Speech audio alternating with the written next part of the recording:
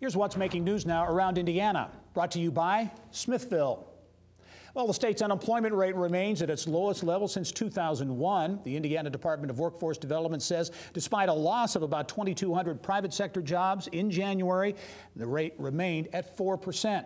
Minnesota-based Select Genetics is planning to invest about $22 million into a new turkey hatchery in the Wabash Valley. The company looking to break ground on the Terre Haute operation next month and could add up to 100 jobs over the next year. The Indiana Economic Development Corporation says Indiana ranks fourth in the U.S.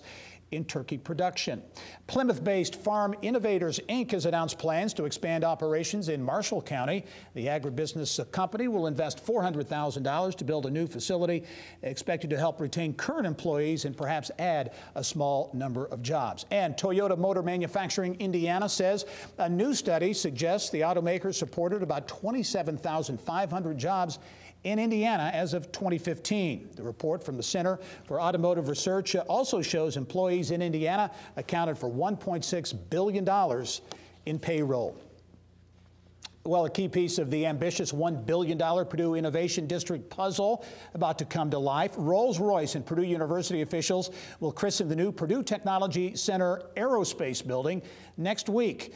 Rolls becoming the first tenant in that district. And for more on this unique collaboration and the focus on this innovative space, I'm pleased to be joined by Purdue Research Foundation Chief Entrepreneurial Officer and President Dan HASLER and Rolls-Royce Vice President of Control Systems Ian James. And gentlemen, welcome to the program. Thank you. Thank you. I want to talk about this new building, what's going to go on there, because it is a unique collaboration. But first, Dan, for those who don't know, sure, this is the first piece, I guess, in what is a very ambitious innovation aerospace district. Right. Talk about that. Well, what we found was an area near Purdue, at the Purdue Airport, that already had a lot of assets in aerospace. The Zucro propulsion labs are in the aerospace district, a Mach 6 wind tunnel, and of course Purdue Aviation. But we really hadn't brought it together as a package or an offering to industry that said, hey, Purdue is about aerospace and aviation.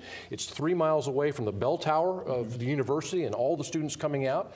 Across the street from a 7,000-foot runway and airport, it just was made to be a site for aerospace industry connected to Purdue. And you're talking to a lot of companies, I know, but to get Rolls-Royce in as that first kind of marquee company. It's so huge. I mean, we are so proud that Rolls-Royce chose to come to Purdue, and our intent now is to delight them. Yeah. We get a lot of calls from people that are asking the question, now wait a minute, why is Rolls-Royce up there? Maybe there's something we need to see. Right. Could lead to more things. Ian, talk about the facility, what will be done there, a lot of research and development. It's a unique collaboration, really, between a private sector company and a university. You're going to engage students. Talk about what's going to happen there. Sure. So there'll be two main areas that we're working on initially. One around electronics and assembly and test, another around fuel system development and test. And I think the uniqueness of the venture for us is that Purdue really enabled us to develop a solution, a business solution that enables us to deliver value very quickly to the customer. Usually when you work with the universities, it can be quite a long payback period. It's quite a big business decision.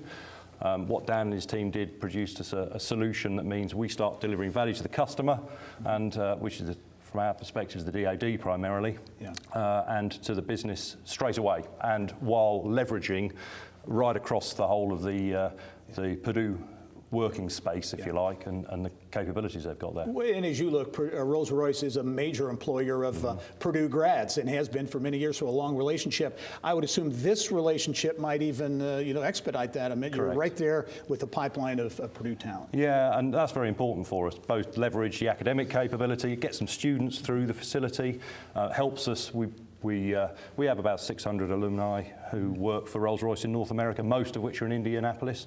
So we recruit a lot of grads. It enables us to get even closer to that, really pull the pipeline through. So lots and lots of other benefits for us as well. Right, Dan, as you look at big companies like Rolls-Royce, but also in this aerospace, this aviation space, if you will, begin to see more startup activity. We're seeing a mass develop of these kinds of companies and technologies in our state that represent the creation of gravity, other people taking a look and seeing.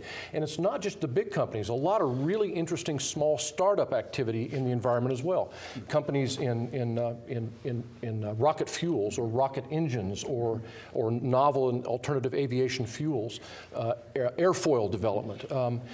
there are things happening in corners all across the state, which is really very interesting and exciting. Yeah, only have about 20 seconds, Dan, but as you look at next steps at the aviation district and at that aerospace district, you had more announcements? We've got the Purdue Innovation District that's beginning to break ground with apartments. The State Street project is just beginning, and we've got a lot of interest in other parcels on that property, so we're excited about the future. All right, Dan HASLER, also Ian James from Rolls-Royce. Lots happening at Purdue as well. We'll be following the story. Thanks for being here. Thanks for having me. All right. Well, thanks for watching Inside Indiana Business on YouTube. For the latest statewide business news, be sure to visit InsideIndianaBusiness.com and subscribe to our free daily e-newsletters by clicking on the link.